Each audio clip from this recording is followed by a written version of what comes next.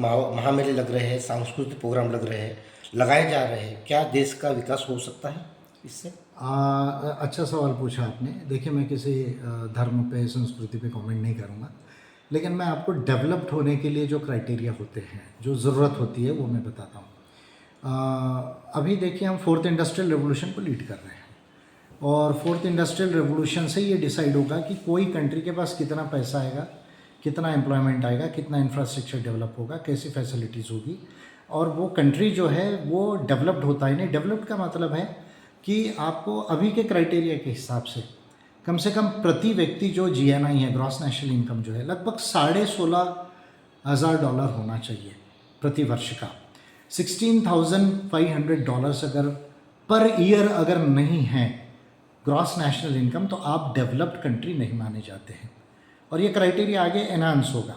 तो इसलिए थॉमस कुन करके एक साइंटिफिक थिंकर हुए, उन्होंने एक बड़ी महत्वपूर्ण बात कही है कि the development of a person और अ फैमिली और अ सोसाइटी और country depends upon the advancement of the understanding, comprehension of science and technology.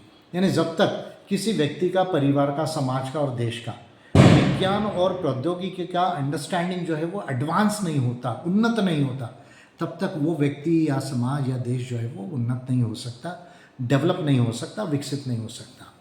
तो अभी आप देखिए, 365 दिनों में 96 डेज जो है, 8 दिन छुट्टी है, सैटरडे संडे अगर पकड़ा जाए, 4 दिन एक महीने में, और मल्टीप्लाइड बाई 12 कर लीजिए आप, तो आप जो है वो इधर जो है वो 80 और 16 जो है 96 डेज तो इसमें चले गए।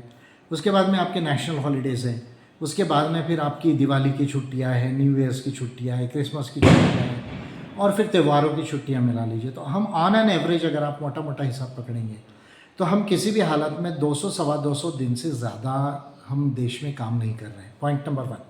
पॉइंट नंबर 2, क्योंकि हम बहुत ज़्यादा धर्म और संस्कृति में और परंपरा में जो है वो सोचने वाले लोग रहे हुए हैं, तो इसलिए अभी ये जो बातें आ रही हैं कि भाई इंडिया के लोगों का जो वर्कफोर्स है, इंडियंस का जो वर्कफोर्स है, वो एडवांस नॉलेज को अडॉप्ट करने में बड़ा वीक है। और इसलिए जो QS का जो नया रिपोर्ट आया है कि जो स्किल्स फॉर द फ्यूचर, आज के लिए और आगे के लिए जो आपको स्किल्स होने चाहिए, कौशल होने चाहिए, उसको डेवलप करने में इंडिया के लोग पीछे पड़ रहे हैं। तो यदि आप मुझे पूछेंगे कि अगर हम इतना ज़्यादा धर्म, त्यौहार, संस्कृति, रूढ़ी परंपराओं में अगर समय वेस्ट कर रहे हैं, और साइंस टेक्नोलॉजी को या एडवांसमेंट एंड मॉडर्निटी को अगर आत्मसात नहीं कर रहे हैं, तो फिर ये आएगा कैसे? आखिर तो इंडिया के लोगों को ही डेवलप्ड होना पड़ेगा। तो इसलिए मेरा ऐसा स्पष्ट मानना है कि धर्म से, संस्कृति से, महामेलों से, त्योहारों से, जयंतियों से, ये चीज़ों से इंडिया डेवलप्ड कंट्री नहीं बनेगा।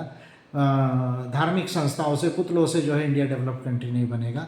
इंडिया डेवलप्ड कंट्री बनेगा जब बड़ी बड़ी इंस्टीट्यूशंस है, यूनिवर्सिटीज़ है, कॉलेजेस है, साइंटिफिक रिसर्च इंस्टीट्यूशंस है, R&D इंस्टीट्यूशंस है, बड़ी बड़ी फोर्थ इंडस्ट्रियल रेवोल्यूशंस की न्यू एज इकोनॉमी की जो कंपनीज़ है, जब वो इंडिया में बनेगी और इंडिया के लोगों का ब्रेन जब वैसा डेवलप होगा, तब जाकर हम डेवलप्ड इंडिया बनेंगे, विकसित गोंडवाना यानी विकसित भारत बनेंगे।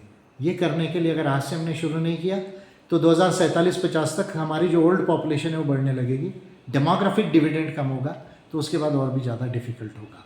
तो ये करने की ज़रूरत है, हमको ऐसा जीवन जीने की ज़रूरत है। धन्यवाद।